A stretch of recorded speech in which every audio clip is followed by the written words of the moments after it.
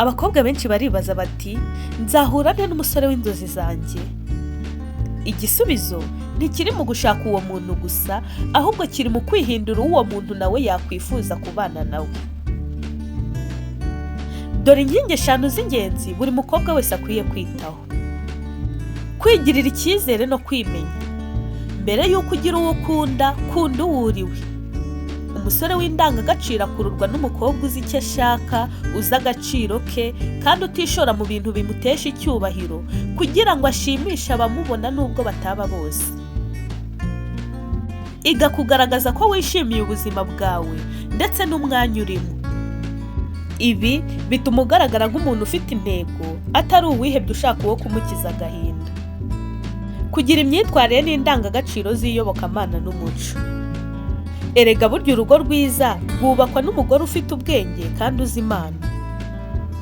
Imyitwarire irangwa n'ikinyabupfura, kwicisha bugufi no kubaha buri wese ni rukuruzi ikomeye ku musore utekereza kure.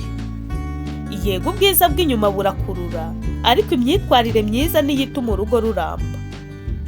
Kwihugura mu nshingano no kwita ku by'ubukungu. Umusore w'inzozi zawe akunda umukobwa uzi ari umufasha atari umuzigo. Kwiga gucunga neza ibyo ufite, kugira umushinga cyangwa akazi bigira akamaro cyane. No kumenya gucunga urugo ni ibintu by'ingenzi cyane. Itumanaho ryiza no kwihangana.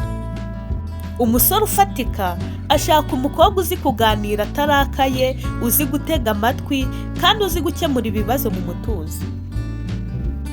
Kwiyitaho no mu bigaragara inyuma.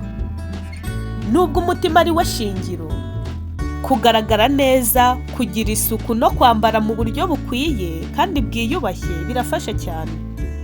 Kwiyitaho bituma ugaragara nk'umuntu wiha agaciro, bityo n'abandi bakakaguha.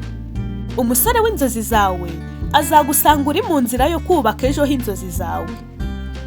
Ntutakaze igihe utegereje uwo muntu, ahubwo koresha iki gihe wiyubaka, wihugura kandi usenga. Urugo rwiza ntirupfa kwizana, ahubwo rurategurwa. Bye, ndabakunda.